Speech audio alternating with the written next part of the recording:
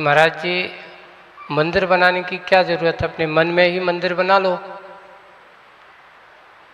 मन में ही भगवान को स्मरण कर लो, मंदिर हो गया। नहीं, ये मंदिर क्या है ये बताओ। किसी ने पूछा, जैसे एक बेटा हुआ अभी यहाँ पर आपके घर पर आया, वो समझदार हो गया, 2-3 साल का हो गया, आपके बड़े बुजुर्ग हैं, कोई मान लो दादाजी के दादाजी की फोटो लगी है, वो पूछता ये कौन है, किसको देख करके कहा उसने, फोटो को देख करके कहा है ना कि ये कौन है। तो आपने कहा बेटा ये अपने दादाजी के पिताजी हैं। अच्छा, अपने दादाजी के पिताजी ऐसे थे।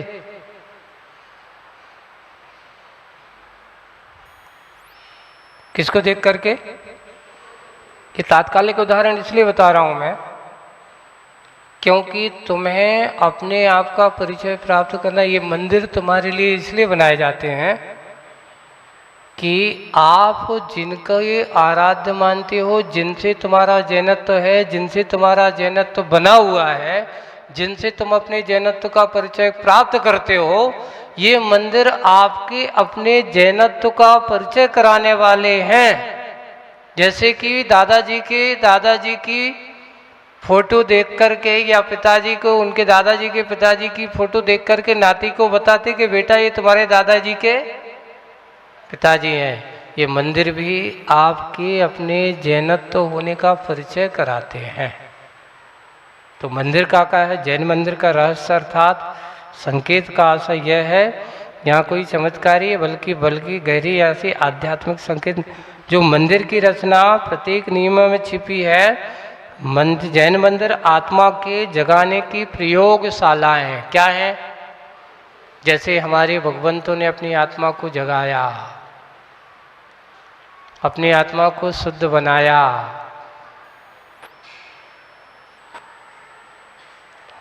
है ना। आप घर में काम कर्म करते हो, धर्म की बात करते हो, लेकिन धर्म की सही प्रयोगशाला अगर होती तो कौन है? यहाँ होती। हम शास्त्रों से धर्म की बात पढ़ सकते हैं, पर धर्म की बात को आचरण में लाना है तो मंदिर से शुरुआत करते हैं।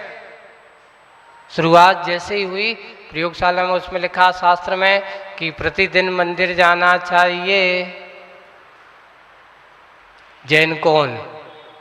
अब यहाँ पर एक बात आती, थोड़ा सा इसमें अपन विषय, जैन जिसके पास 3 चीजें हों, आने वाले विषय में अपन उसको भी रखेंगे।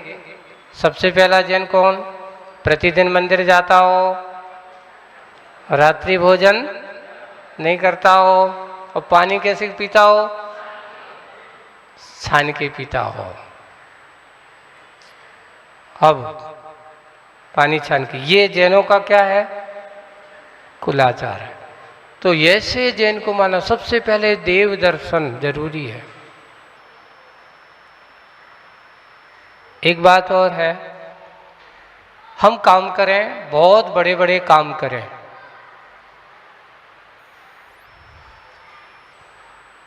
नौकरी करना, पैसा कमाना जीवन जीने के लिए आधार है, जरूरी है, ठीक है, क्योंकि उसके बिना आपका जीवन चलने वाला नहीं है। गृहस्थों के लिए कहा कि उसके धन संपत्ति उसके जीवन निर्वाह के लिए आधार होता है। धन संपत्ति जीवन जीने के लिए क्या है? आधार है।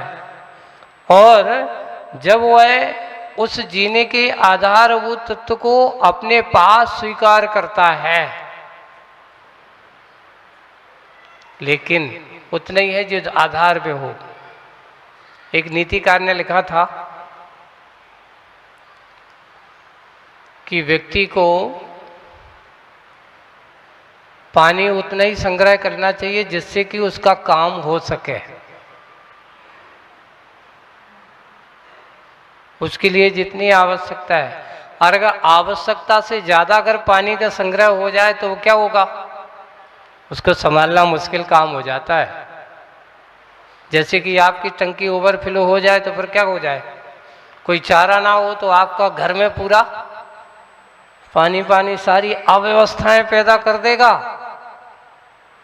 क्यों? क्योंकि अब भर जाने के बाद जब ओवरफ्लो होता है, अब ओवरफ्लो को रोकने का कोई सामर्थ्य ना हो तो वो पानी आपके घर की व्यवस्था को तहस नहस कर सकता है। वैसे ही हमारे यहाँ कहा धन संपत्ति उतना ही आवश्यक होना चाहिए जिससे कि आपका जीवन अच्छे से सुरक्षित होकर के क्या हो सके, जिया जा सके। तो बस उस बात को यहाँ, धर्म की बात यही होती है, धन से नहीं, मात्र धन पैसे के लिए नहीं, शुरुआत हमारी धर्म से होना चाहिए। हम धर्म को अच्छे से स्वीकार करेंगे और धर्म के मार्ग पर चलेंगे तो ये मंदिर हमारे अपने आत्मा के धर्म के भाव को जगाने की प्रयोगशाला है। अच्छे क्वेश्चन वगैरह हैं।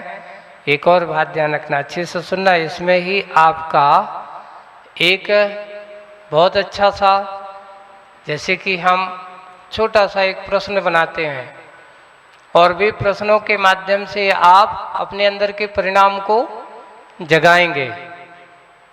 कल का विषय और भी इसके बारे में आगे चर्चा करेंगे।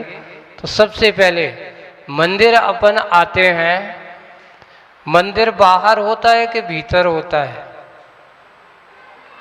तो आप तो कहोगे मंदिर तो गली कूचे में होता है, रोड पे होता है, ये जो बना दिया है ये मंदिर होता है। यहाँ नहीं, इसमें लिखा है, उसका चिंतन बहुत अच्छा है, मंदिर बाहर नहीं भीतर जाने का मार्ग है। कहाँ जाना है? जब अपन यहाँ आते हैं भगवान के सामने तो जैन मंदिर की अंतर्मुखी यात्रा का प्रतीक है, बाहरी यात्रा का नहीं।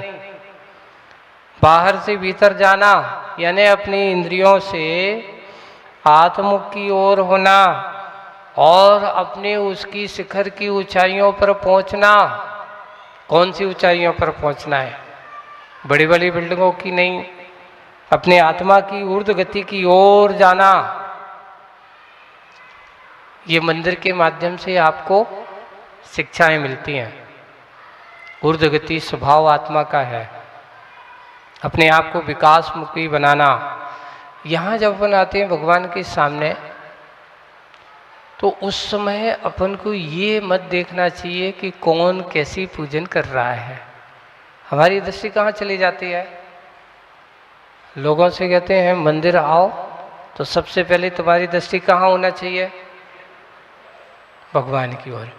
लेकिन हम भगवान को तो देखते हैं, देख करके फिर आजू बाजू देखते हैं कि कौन कौन बैठा है, कौन क्या कर रहा है, कौन कहाँ बैठ करके पूजन कर रहा है। तो आप कहाँ चले जाते हो? भगवान को गौण कर देते हो और दूसरी बातों में लग जाते हैं इधर उधर। सबसे पहले हमारे भगवान के पास अपन गए तो वहाँ पर मंदिर में आप पहुँचे, मंदिर में पहुँच करके भगवान के दर्शन अपन ने किए। अभी आपको मंदिर आने की बात को अपन गहराई से चलेंगे ना तो बहुत, अभी एक मंदिर आने में भी 8-10 दिन लग जाएंगे आपको समझना।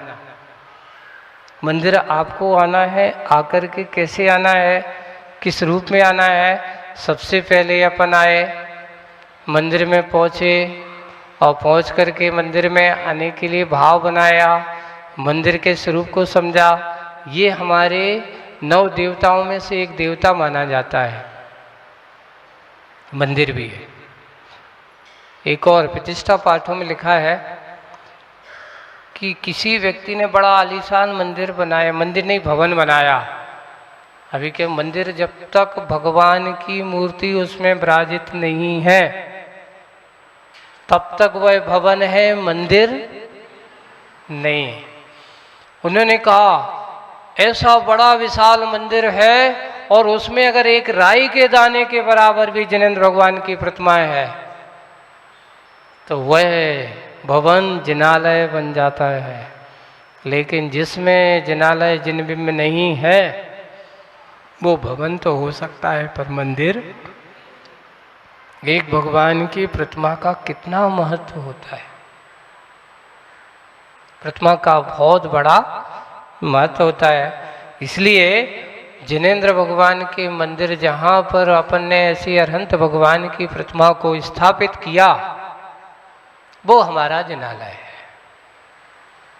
अब आज अपन एक पूछें कि आज प्रतिमाएं क्यों स्थापित करते हैं?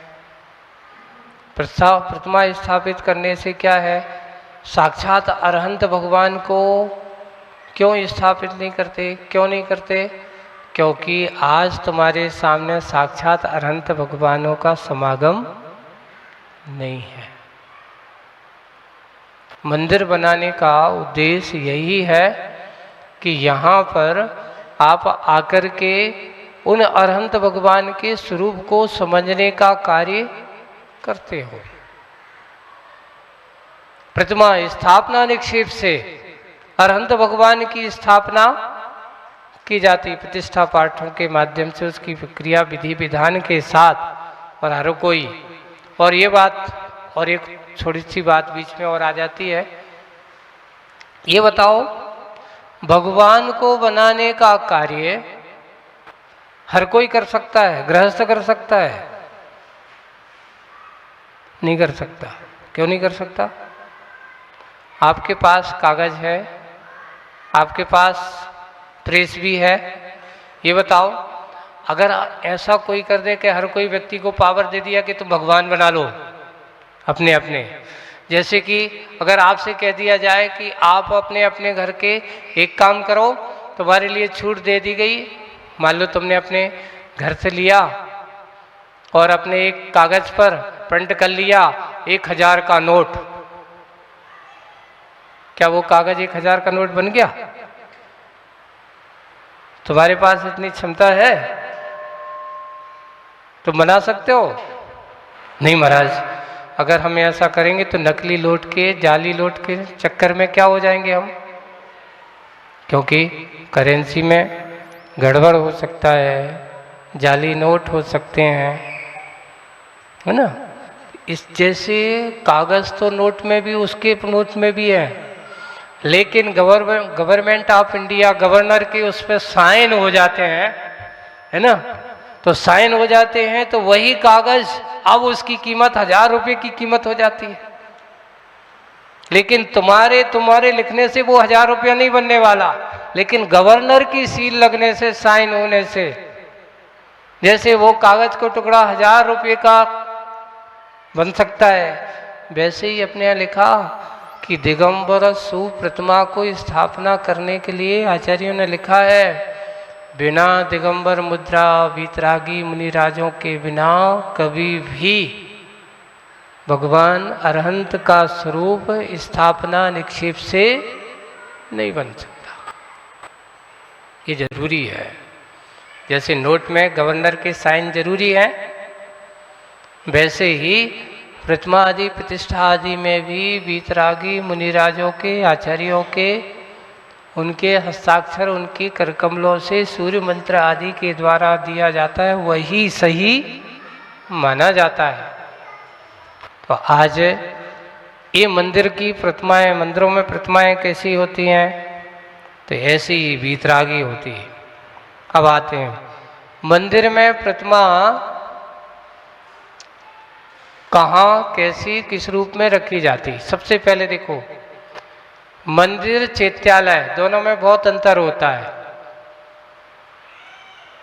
मंदिर और चैत्यालय में अंतर होता है। चैत्यालय क्या होता, मान लो जैसे कि आप लोग यहाँ महाराष्ट्र में आप लोग हैं, यहाँ पर हैं, और यहाँ थोड़ा सा मुंबई में थोड़ा सा नहीं है, अभी इस साइड निकल जाओ, विदर्भ साइड, है ना। तो वहाँ मंदिर तो होंगे ही, लेकिन हर घर में ज़्यादातर वो लोग अपने घर पर गृह चैत्यालय भी बना करके रखते हैं। तो भगवान को वैसे भी अगर मंदिर है तो अपन को घर में बनाए ऐसा कोई ज़रूरी नहीं है। हाँ, अगर कोई दूर दराज रहता है ऐसा कि भाई उसके देव दर्शन आदि छूट जाते हैं, इसका इतिहास क्या है इसके बारे में मैंने पढ़ा। ये गृह चैत्यालय बनाने की परंपरा कब से आई? तो अपने यहाँ क्या था, हमारे जैन लोग पहले बहुत कट्टर होते थे, आज अपन कट्टर नहीं है। आज हम क्या हैं, श्रद्धा के मामले में बहुत डगमग है। आज हमारी श्रद्धा, अगर हम बाहर जाएं और भगवान के दर्शन नहीं मिले तो कहते अब कोई बात नहीं, चलेगा। आपको मालूम है पुराने लोग जो होते थे अगर बाहर जाते थे तो वो भी अपने साथ, अभी हम लोग यहाँ अंकलेश्वर में, आप लोग कभी अंकलेश्वर जाना है ना, और अंकलेश्वर में अपना पुराना चित्यालय है नेमिनाथ पार्श्वनाथ जिनालय, जो प्राचीन मूल नायक है। वहाँ उसके ऊपर जाकर के देखना, वहाँ छोटे छोटे बहुत सारे धातु के भगवान मिलेंगे। और एक भगवान तुम्हें ऐसे मिलेंगे जैसे कैसे होते हैं, चारों तरफ से एक कमल के ऊपर बना हुआ है, ऊपर से उसको बंद कर दो, छोटे से भगवान है और उसके अंदर भगवान है, और बस वो उसके अंदर क्या होता था। तो पुराने हमारे लोग जो होते थे ना, अगर कहीं यात्रा करना होता ना तो जिनेंद्र भगवान की प्रतिमा अपने साथ लेके चलते थे। उनका नियम होता था जब तक भगवान के दर्शन पूजन नहीं करूंगा तब तक मैं पानी भी नहीं पीऊंगा। तो ऐसे छोटे छोटी, तो वो उसका इतिहास पढ़ा, ऐसी प्रतिमा क्यों बनाई गई, ऐसे कमलाकार ऐसे छोटे। तो बोले कि पुराने लोग जो होते थे, बड़े बुजुर्ग लोग होते थे, वो यात्रा करते तो ऐसे जिनेंद्र भगवान की अपने साथ लेकर के यात्राओं पर जाते, छोटे छोटे सी, और ऐसे भगवान।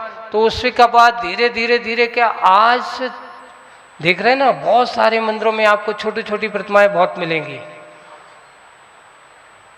तो क्यों? उसका कारण यही था कि धीरे धीरे लोग कहीं बाहर जाते थे ना, तो मंदिर में जाते थे, वो निवेदन करते थे भैया हम यात्रा पे जा रहे हैं, हमें भगवान की एक मूर्ति चाहिए। तो लोग अब आज के समय में तुम्हारे तो क्या होता है कि पहले लोग ऐसे वाहन होते थे, पहले क्या ऐसे ट्रक होते थे, ऐसी कारें होती थी क्या? नहीं। कोई भी यात्रा करना होता तो महीनों लगते थे, बैलगाड़ी से जाओ। अगर शिखर जी कोई जाता था, अब रास्ते में शिखर जी यात्रा करें तो बैलगाड़ी से चलेंगे तो कितने दिन लगेंगे?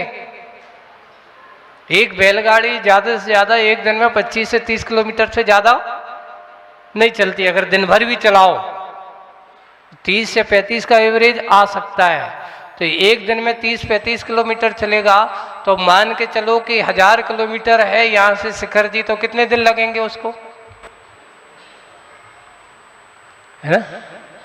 अगर 30 किलोमीटर की एवरेज भी ले लो तो शिखर जी तक पहुंचने के रेगुलर चला जाए तो कितने दिन लगेंगे?